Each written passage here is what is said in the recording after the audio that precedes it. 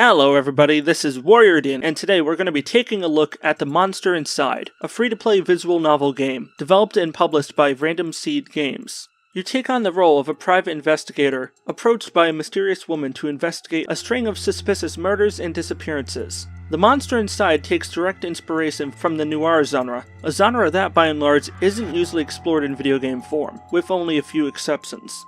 The game offers a simplistic dialogue system where you can usually choose from between 2 to 4 different responses. Unlike conversation games seen in most other similar narrative games, such as the Telltale series, ultimately your choice of wording overall has no notable impact on how the story unravels. You're just simply along for the ride. This style of storytelling, while not the worst ever, is a tad confusing, as why bother presenting the player with a number of alternate dialogue choices when none of them have any lasting impact on your in-game experience? One of my favorite aspects of this game, however, and one of the things that redeems it, is the amazing noir-styled soundtrack accompanying it. Now sadly I'm not able to feature it here in this video, as YouTube might decide to claim it, but if you are a big fan of the kind of quiet, stylish noir music seen in old crime noir films, this game's soundtrack is worth the price of admission alone.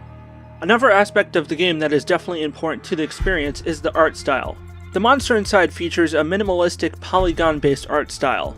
I've long been a sucker for simplistic, colorful, low polygon art in video game form, and this style choice seems strangely appropriate for this game. The game's runtime is definitely on the short side, lasting roughly 20 to 30 minutes in total, depending on how quickly you read or skip the on-screen text. Now personally, while some people might scoff at the idea of the game having only a 20 to 30 minute runtime, I personally have no issue with the idea of playing a short game. As long as at the end of it I feel like I've not wasted my time. It's more important to me that I enjoyed the time I spent in game, rather than have the game be unnecessarily drawn out simply for the sake of meeting a multi-hour quota.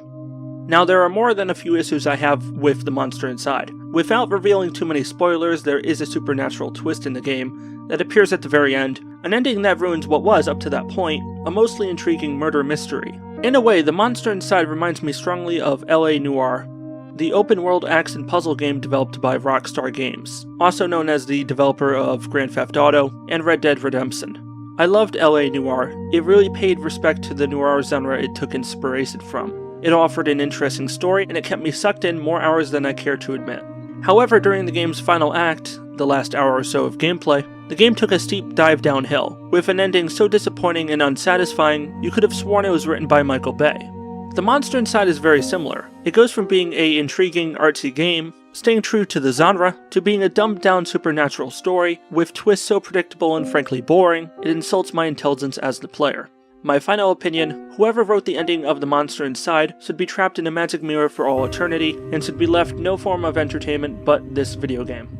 If you couldn't really guess, I wasn't a fan of the ending, so perhaps I'm being a bit overzealous, but that's my liberty as a content creator. I can do basically whatever the heck I want. Now one final point I do want to nail home, why do I even bother to hunt down and critique these small, low-budget games and send more attention towards them? If I didn't really care for the game, why am I bothering to promote it in the first place? My answer? Simply because I can. And nothing's more uplifting than releasing a video where I can verbally castrate and emasculate amateur developers. Well, on second thought, I don't know about nothing being more uplifting. I still don't dare listen to the Life is Strange soundtrack for fear of becoming emotional. That soundtrack will be my funeral music, or possibly played at my wake, don't judge me. Anyway, there is a lot to like in this game, but the ending does kind of ruin it. So I don't really know what to call this. I'd say it's a bit of a mixed bag. If you like artsy noir games, this is definitely one to check out, but for everyone else, you could probably just pass on by and not miss anything. Anyway, this is Warrior Dan. I am signing out because I'm going to get off here. It's late, and my cat is starting to paw me because I think he wants to go to bed too, or maybe be petted. I don't know. So stay awesome, everybody, and peace out. This is Warrior Dan signing out.